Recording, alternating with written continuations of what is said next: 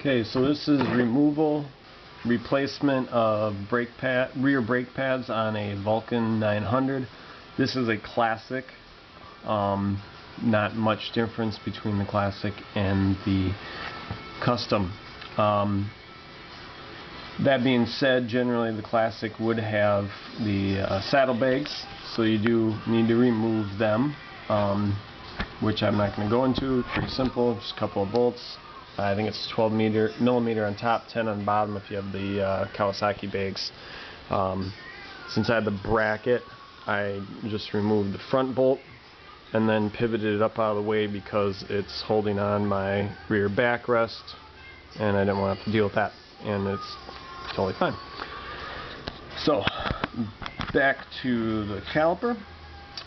We have two hex bolts in back, using Allen keys versus the front, which were a standard nut.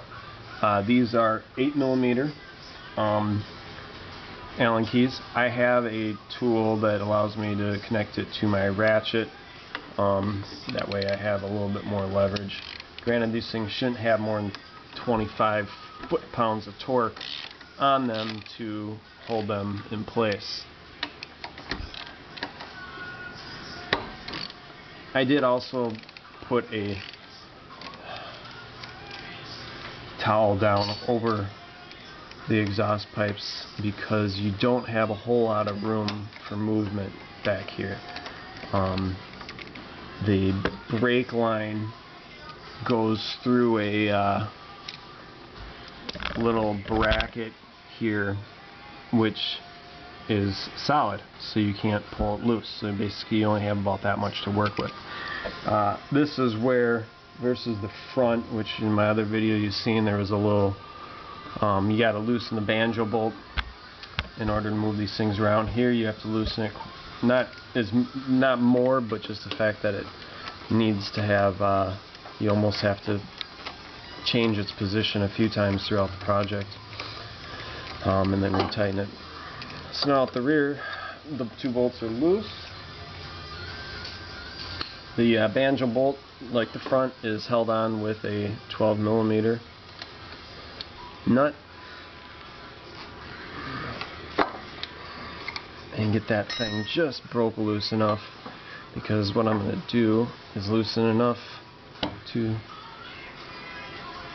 set the caliper in place upside down. Give that just a slight snug so you're not getting as much fluid out. I didn't really mention this in the front, but you probably will need to bleed the brake lines afterwards, and if you're changing your pads, more than likely your fluid is going to be pretty nasty anyhow, so it's not like it's that big of a deal. From here on, the rears are pretty much just like the fronts.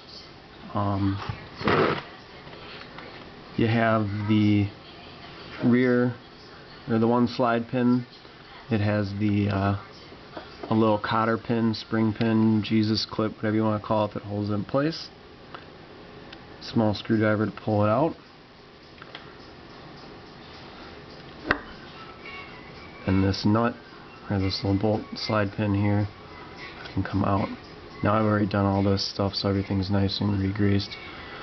I didn't do this in the front, but if you put that little Jesus clip back into the pin, then you're not as likely to lose it on the floor. So the one caliper tilts up, slides off. As you can see, I've already greased the contact points. These little points here rest against the spring. The slide pins I grease, and versus trying to get inside the little holes.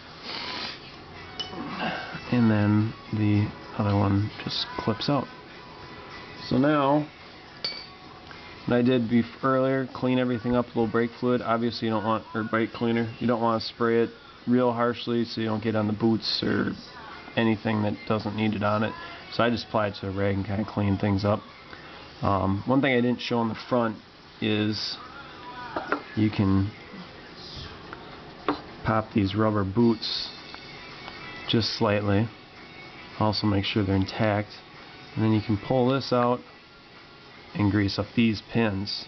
They usually will have grease on them, and unless your boots are ripped, they should still have grease on them, but it never hurts to add just a little bit more, and you don't need to go very heavy. And they slide back on, and just get rid of some of the extra grease.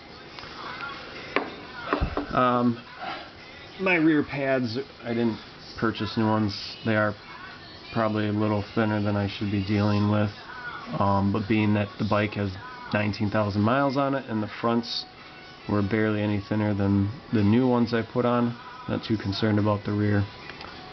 And right now I was actually just more concerned about getting the fluid changed, so I figured I would just do a quick demonstration video. So now putting them back together.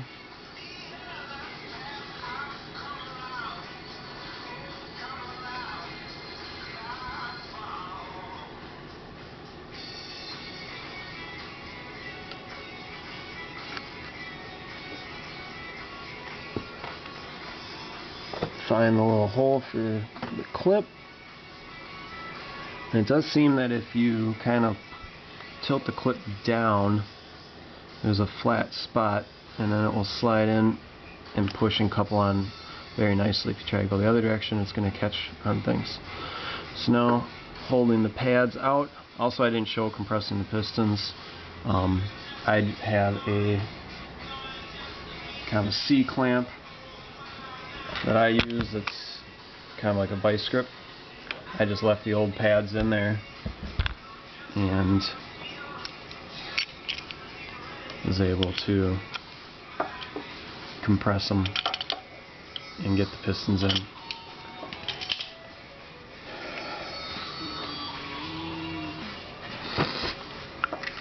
So keeping them separate, you're going to have to almost just barely loosen up that banjo again.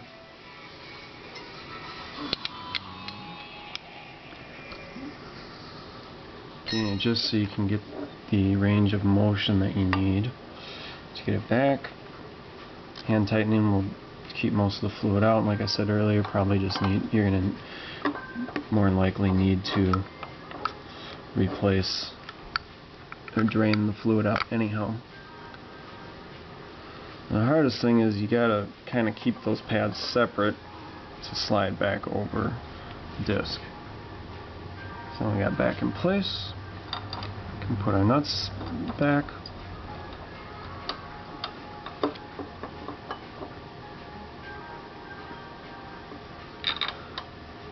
And like I mentioned earlier, the spec is 25 foot-pounds of torque to hold these on.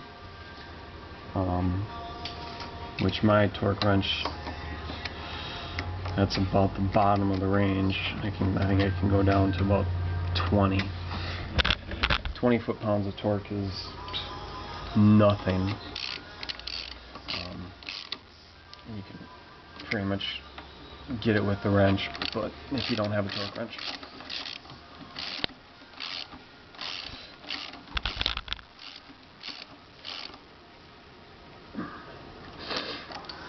Since I do have one on hand.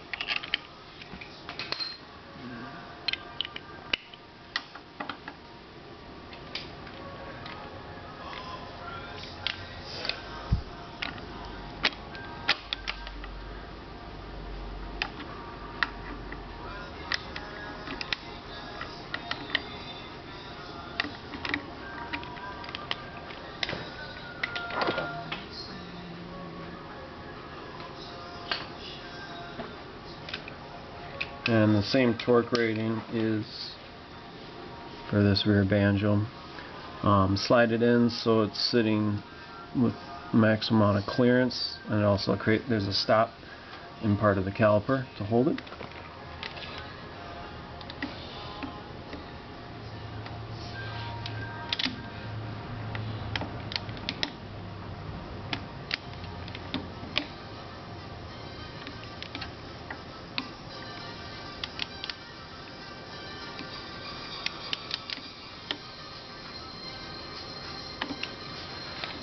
And now that is done.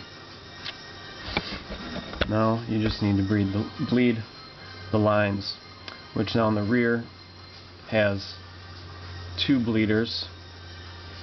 The air is more than likely going to be in the one, but it probably won't hurt to just clear out what's in there. And your brake fluid may look fine within the reservoir, but because of the heat generated inside the caliper, it's usually pretty gucky. But that's a different project.